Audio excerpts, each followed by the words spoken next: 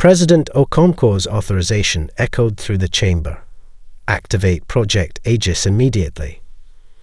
The assembled leaders exchanged glances, some fearful, others resolute. They had all signed the Mars Accord knowing this day might come, but hoping it never would. Defense Secretary Alvarez cleared his throat. Madam President, activating Aegis will reveal capabilities we've kept hidden for decades. There's no going back. If we don't activate it now, there may not be an Earth to go back to, the President replied, her voice firm despite the weight of the decision. Dr. Elena Reyes, patched in from the Europa station, spoke up on the main screen. The Aryan fleet will reach Mars orbit in approximately 72 hours. Their current deceleration pattern suggests they're preparing for orbital insertion rather than a flyby. Any response to our hails? General Williams asked. None, sir.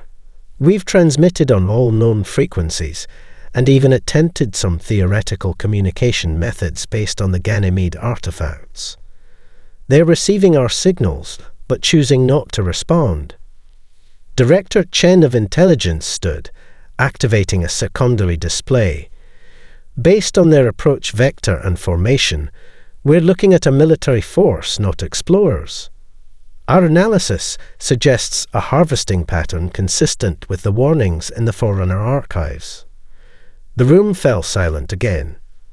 The Forerunner's fate was a chilling reminder of what awaited species who weren't prepared. Begin evacuation of civilian Mars colonies, the President ordered. Use the cover story we prepared, and alert the Olympus base. They have primary engagement authority. Across the solar system, a carefully orchestrated plan sprang into action. On Mars, civilian administrators received encrypted messages instructing them to initiate emergency evacuation protocols due to detected seismic instabilities. Transport ships, already positioned for such a contingency, began loading colonists for temporary relocation to lunar facilities. Meanwhile, in the Europa monitoring station, Elena worked feverishly to extract every piece of data from the approaching fleet. Her assistant, Dr. Vikram Singh, pointed to an anomaly in the readings. Elena, look at this energy signature. It's similar to the weapons systems described in the Ganymede archives. She nodded grimly. Atmospheric harvesters. They don't just want our planet, they want us too. Vikram's face paled. Should we transmit this to Geneva? Already done. But there's something else we need to do. Elena moved to a secure terminal and entered a sequence of commands protected by biometric verification. Project Cassandra is still experimental, but it might give us an edge. On her screen, a satellite network hidden in the asteroid belt began to reorient, focusing advanced sensors on the alien fleet. What are you hoping to find? Vikram asked. Vulnerabilities, Elena replied, her eyes reflecting the glow of the display. Every species has them, even ones that have been conquering worlds for centuries. We just need to find theirs before they discover ours. As evacuation ships launch from the Martian surface, Colonel Darius Jackson received his orders in the hidden command center beneath Olympus Mons. The message was brief. Prometheus authorized. Engage at optimal intercept. Jackson turned to his executive officer. Sound General Quarters. Wake all personnel. As of this moment, we are at war. Throughout the hidden base, alerts sounded as humanity's secret defenders prepared to reveal themselves, and the full extent of Earth's technological achievements, to an enemy who had gravely underestimated their prey. Colonel Jackson moved purposefully through the command center as status reports flooded in from stations throughout the Olympus base. The facility, carved deep into the Martian crust, had been constructed by international teams working in total secrecy for over 2 decades. All Sentinel chambers report ready, announced Chief Medical Officer Karina Volkov. Neural synchronization at optimal levels. Jackson nodded, his eyes never leaving the main tactical display, where 30 red triangles. The alien fleet continued their approach. "And our pilots?" he asked. Lieutenant Commander Zeo consulted her tablet. "All squadrons report combat ready. Phoenix Squadron is prepping for first response, Valkyrie and Thunderbolt on standby." The colonel permitted himself a tight smile. Earth's hidden fleet consisted of just 18 vessels, outnumbered nearly 2-1, but they represented the pinnacle of human engineering combined with reverse-engineered Forerunner technology. "Show me the Aegis grid status," Jackson ordered. The main display shifted to reveal a complex network of satellites and orbital platforms surrounding Mars, most disguised as research stations or communication relays. For years, civilian scientists had unknowingly worked alongside military personnel, their legitimate research providing perfect cover for the installation of the defensive grid. Grid power at 91% and climbing, reported systems engineer Takahashi. Gravitational tethers are calibrated and ready for deployment on your command. In a separate chamber 50 meters below, the 200 sentinels prepared for their role in the coming battle. These individuals, identified in childhood for their unique neurological patterns, possessed abilities that most of humanity still considered theoretical. Direct mind-to-mind contact across vast distances. Adira Chen, lead sentinel, moved among her colleagues as they settled into their specialized chairs. Each sentinel chamber was lined with a rare metamaterial that amplified their natural abilities. "Remember your training," she told a younger member who showed signs of anxiety. "We've practiced this scenario dozens of times. Trust in your abilities and in the collective." The young man nodded, his breathing steadying as he activated his neural interface. Around them, the other sentinels did the same, their consciousness beginning to merge into a unified field. Back in the command center, Jackson received word from Earth. "Geneva confirms deployment authorization. We are cleared to engage at optimal intercept point. Time to alien fleet entering Aegis range?" Jackson asked. 43 minutes, sir," replied Tactical Officer Reyes, Dr. Elena Reyes' brother, who had followed a military path while his sister pursued science. "Very well." Jackson activated the base-wide communication system. "All personnel, this is Carl Jackson. In less than 1 hour, we will engage an alien force intent on conquering our world. Each of you was chosen for this assignment because you represent the best humanity has to offer.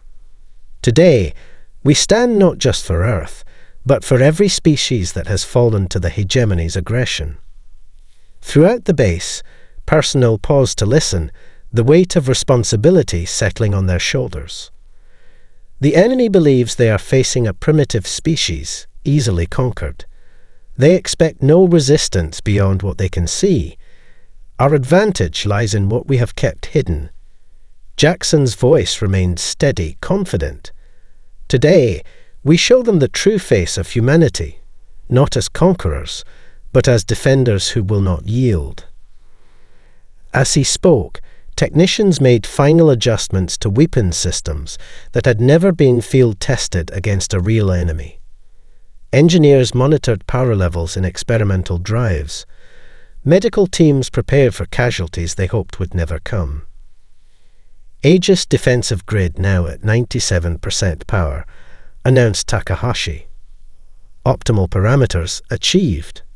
Jackson nodded once. Seal all hangar bays. Begin launch sequence for Phoenix Squadron. It's time to spring our trap. Admiral Zarketh studied the holographic representation of the human solar system with practiced eyes. His lower appendages tapped rhythmically against the polished floor of his command deck, a habit from his younger days that his subordinates knew signaled satisfaction. "Analysis of their emergency transmissions?" he inquired. Science Officer Mev Toth approached, her exoskeleton gleaming under the ambient light. "Their communications indicate panic, Admiral. The Mars colonies are evacuating. They believe it's due to seismic activity." A sound like grinding stones emerged from Zarketh's speech orifice, the hegemony equivalent of laughter. "A convenient cover. They suspect our presence, but lack the sensory technology to confirm it. Primitive, as expected." "There is one anomaly, Admiral," Mev Toth added, her tone cautious. "We've detected unusual energy signatures from their fourth planet, inconsistent with their known technological capabilities." The Admiral's compound eyes narrowed slightly. "Elaborate." "The patterns suggest advanced gravitational manipulation, but the readings are intermittent. It could be an instrumentation error on our part." "Or an attempt at deception," Zarketh mused. "Run a diagnostic on our sensor array. If the anomaly persists, dispatch probe units for closer investigation." "As you command, Admiral." The massive crystalline vessels of the hegemony fleet continued their approach to Mars, their formation shifting subtly to optimize both offensive and defensive capabilities. Aboard the flagship, tactical preparations proceeded with machine-like efficiency. War strategist Colvex approached the Admiral's command platform, bearing updated assault simulations. "Our models predict complete neutralization of their orbital defenses within 7 minutes of engagement. Ground forces can be deployed within the hour." "Casualties?" Zarketh inquired, more out of procedure than concern. "Negligible. Their weapons may damage our tertiary systems at most. Our shields will withstand anything they possess." The Admiral accessed the species dossier compiled by advanced scouts. Humans. Carbon-based, short-lived, highly factional, yet surprisingly adaptive. Their propensity for intraspecies conflict had actually accelerated their weapons development beyond expectations for their technological stage. "They will make valuable additions to our combat divisions," Zarketh noted. "Their aggression, properly channeled, will serve the hegemony well against the consortium worlds." Colvex displayed brain scans from covertly obtained human specimens. "Their neuroplasticity is remarkable. Conditioning should proceed rapidly compared to other species."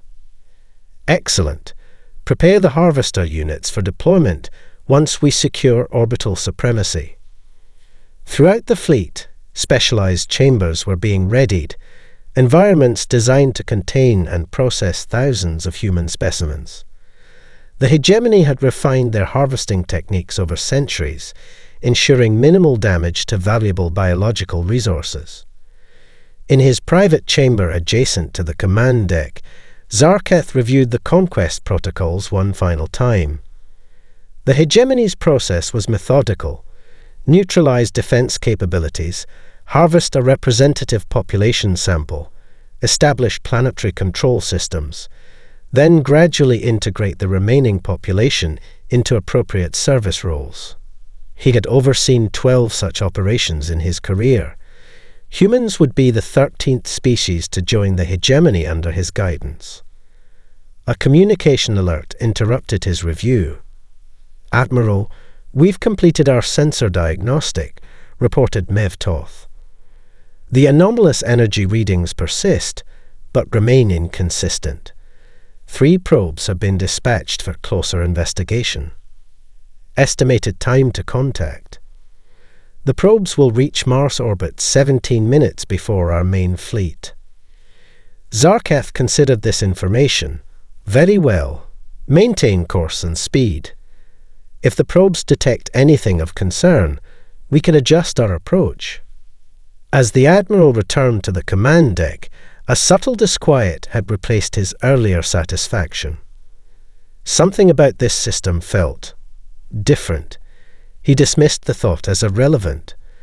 The hegemony had conquered worlds far more advanced than Earth.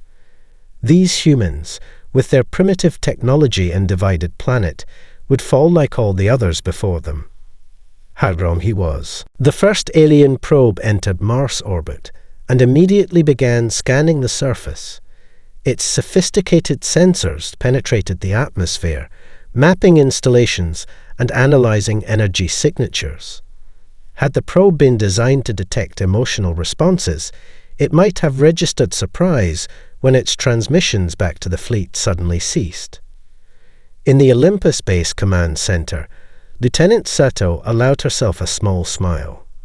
First probe neutralized, sir. Clean electromagnetic pulse, no debris. Colonel Jackson nodded. And the others? Approaching from different vectors. ETA 3 minutes and 7 minutes respectively. Let them get closer, Jackson ordered. We want their data transmission to be substantial enough to concern the Admiral without revealing our full capabilities. The tactical display showed the remaining probes advancing toward Mars, unaware of their predecessor's fate. Commander Zeo monitored the main fleet's response. No course correction from the hegemony vessels. They're maintaining approach speed. Throughout the base, final preparations were underway. In the launch bays, pilots performed last-minute checks on their crafts, vessels that bore little resemblance to conventional spacecraft. The ships featured hulls of layered metamaterials that absorbed rather than reflected energy, propulsion systems that manipulated gravitational fields instead of expelling mass, and weapons designed specifically to exploit weaknesses in crystalline structures. Captain Maya Hernandez ran her hand along her ship's smooth surface.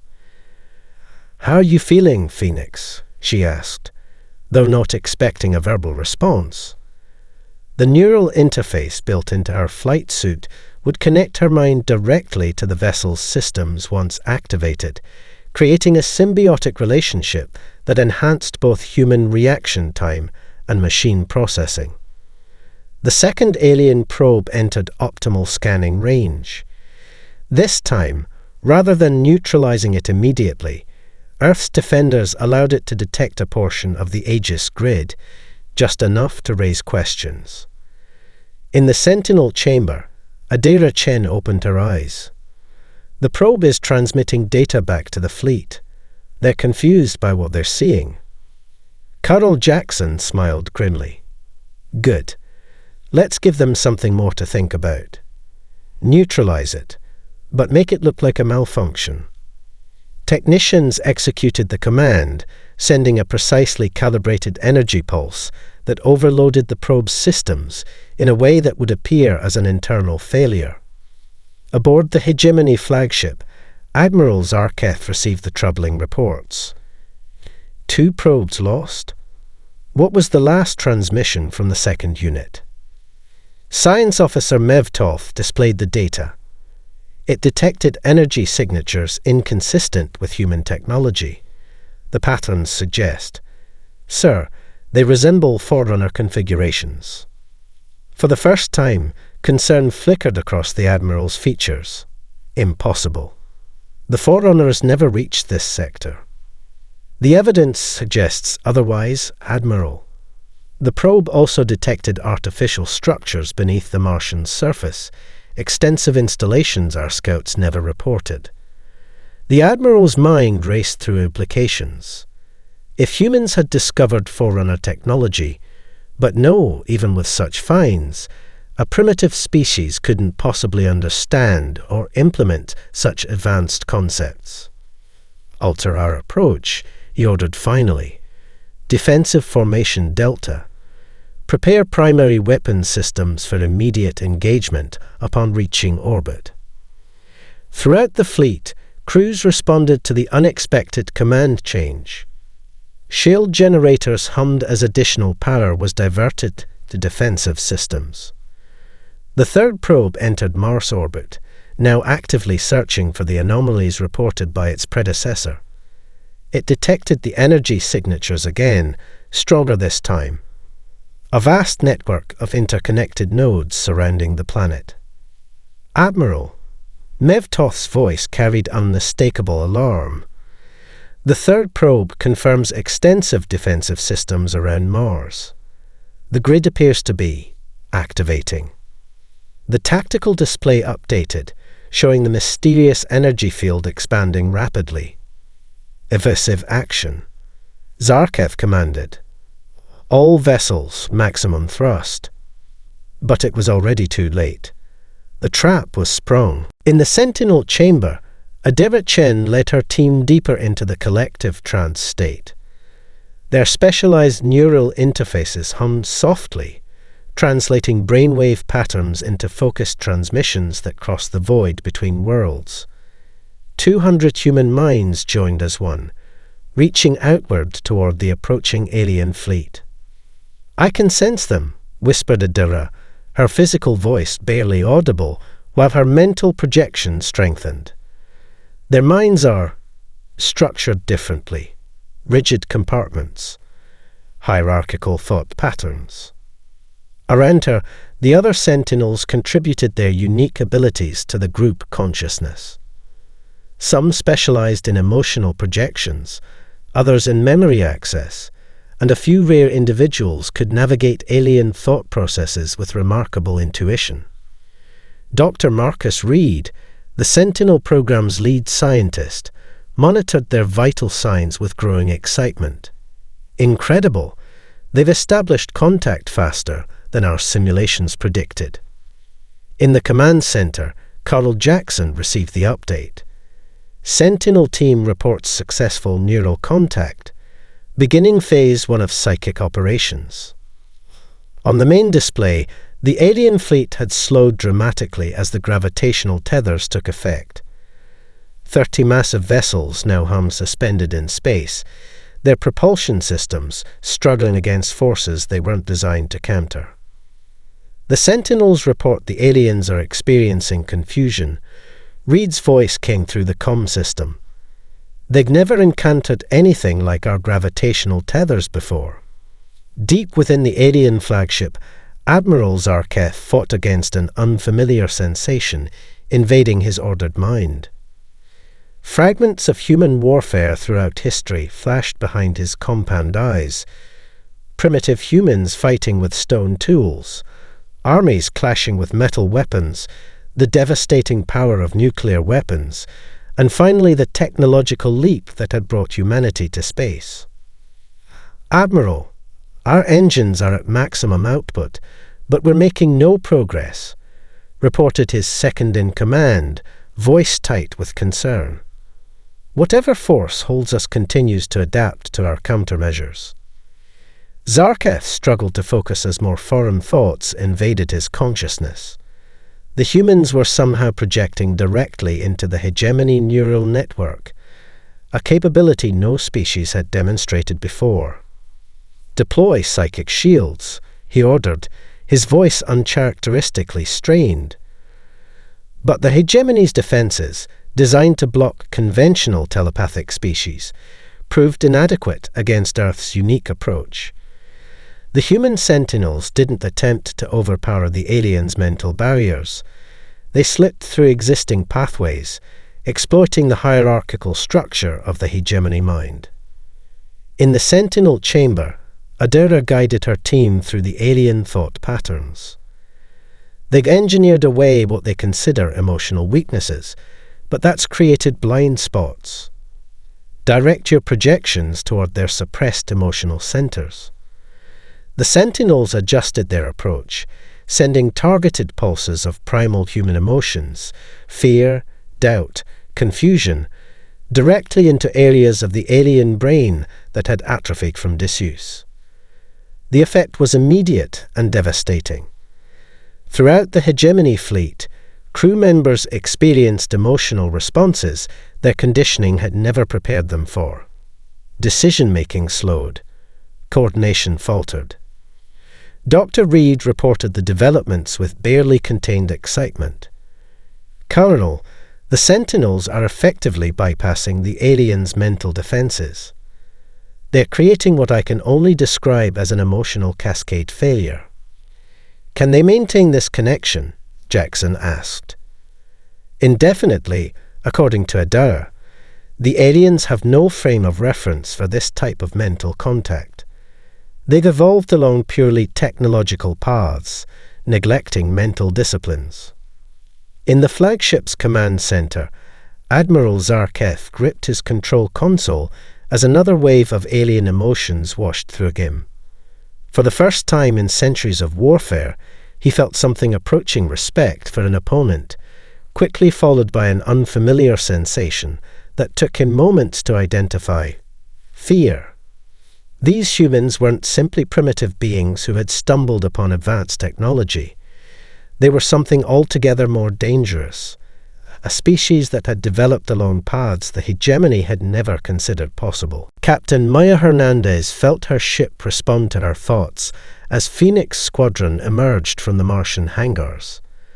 The neural interface translated her intentions into precise movements, the vessel becoming an extension of her body.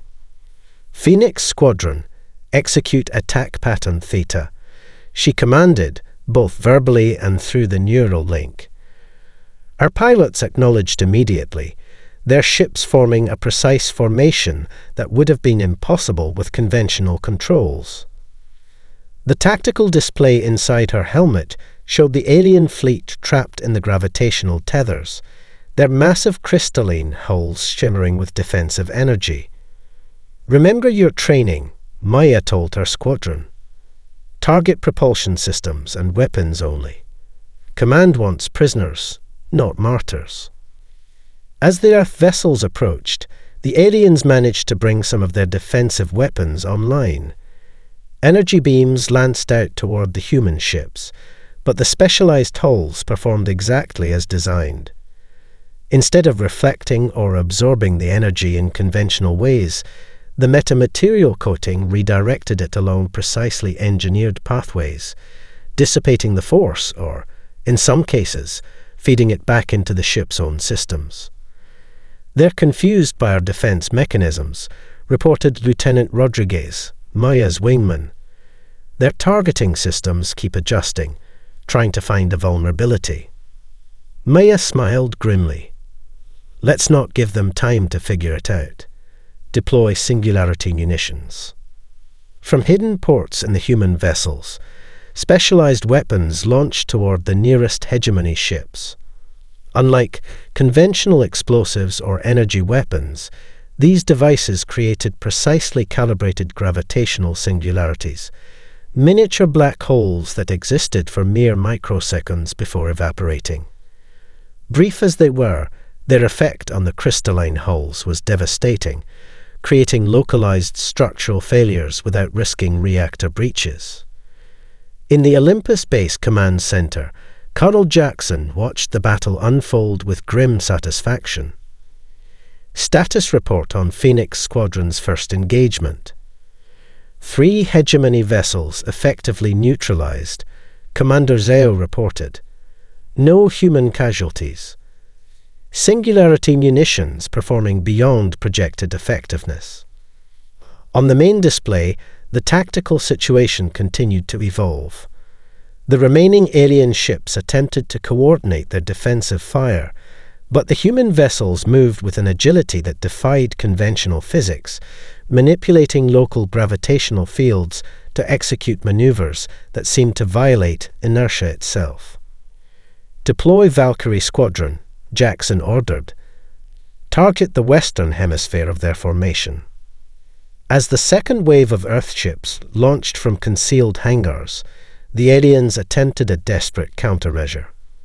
Several hegemony vessels directed their energy weapons at Mars itself, trying to target what they correctly assumed were the emitter sources for the gravitational tethers.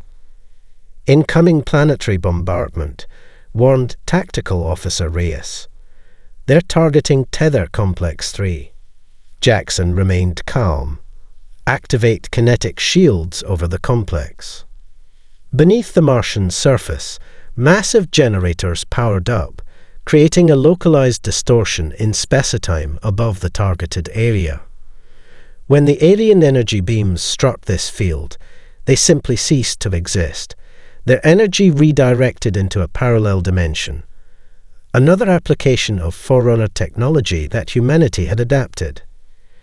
Captain Hernandez received updated targeting data in her neural feed. Phoenix Squadron, adjust focus to the flagship's weapon systems. Precision strikes only. Her ships responded instantly, coordinating their approach with mathematical precision. The alien flagship, Admiral Zarketh's command vessel, was 3 times the size of any human craft, its crystalline structure reinforced with exotic materials. Yet, against the targeted singularity munitions, even these advanced defenses proved inadequate. One by one, the flagship's weapon emplacements went dark, precision strikes disabling them without risking the central reactor or command systems.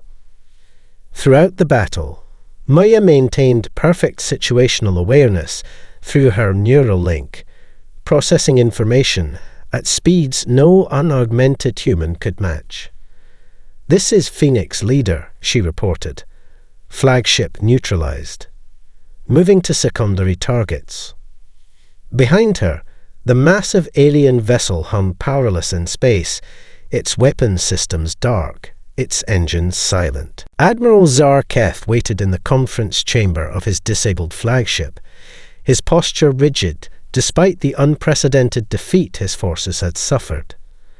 Around him, the crystalline walls that had once hummed with power now stood silent, emergency lighting casting angular shadows across the space.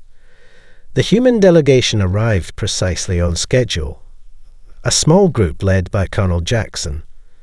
The Admiral noted their confident stride, the absence of protective gear, the subtle cohesion of their movements.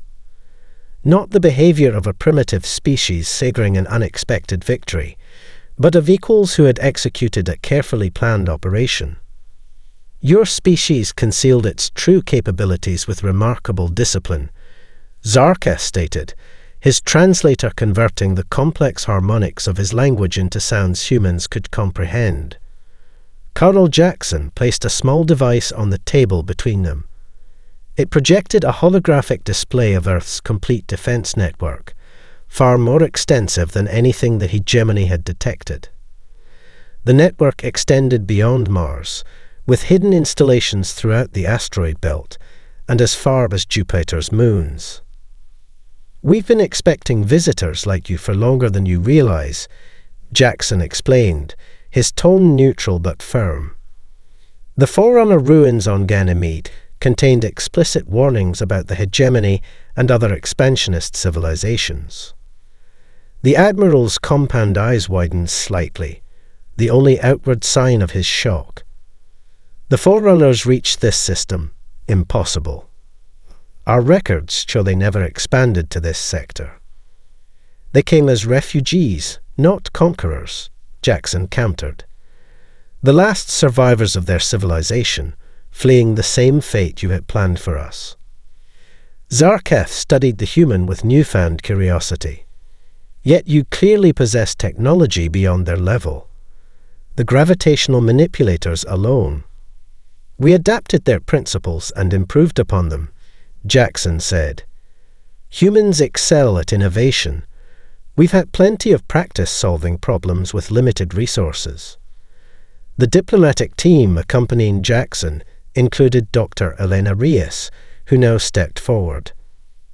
"Admiral, we've analyzed your ship's database. The hegemony has conquered 12 species, all of whom you classified as resource assets. We are not interested in becoming the 13th. Zarketh's mandibles clicked, a gesture of acknowledgement. "Your point is made. What terms does Earth propose?" Jackson activated a second holographic display showing the terms of surrender. "All hegemony ships will be returned to your territory after we've completed a thorough study of their technology. Your crew will be treated according to our laws governing prisoners of war, with the majority repatriated within 1 standard year. And the exceptions? Zarketh asked, his translator unable to fully convey the complex tones of his voice. A cultural exchange program, Elena explained. Voluntary participants who wish to remain and learn about humanity while teaching us about the wider galaxy. The Admiral processed this unexpected proposal.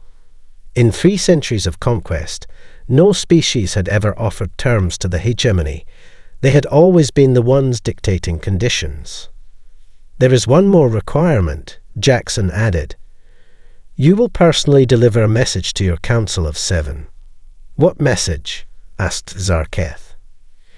Jackson's expression remained neutral, but his eyes held the steel of absolute conviction. That humanity does not seek conflict, but we have never lost a war we didn't choose to end. The implication was clear. Earth could have destroyed the hegemony fleet entirely, but had chosen restraint. The message was not just of capability, but of character. For the first time in his long life, Admiral Zarketh found himself evaluating another species not as a resource to be harvested or a threat to be eliminated, but as something altogether unexpected, an equal. 1 year after the Battle of Mars, humanity gathered to witness a historic moment. At the newly constructed Unity Plaza in Geneva, representatives from every nation stood alongside ordinary citizens as the massive view screens displayed a vessel unlike any seen before.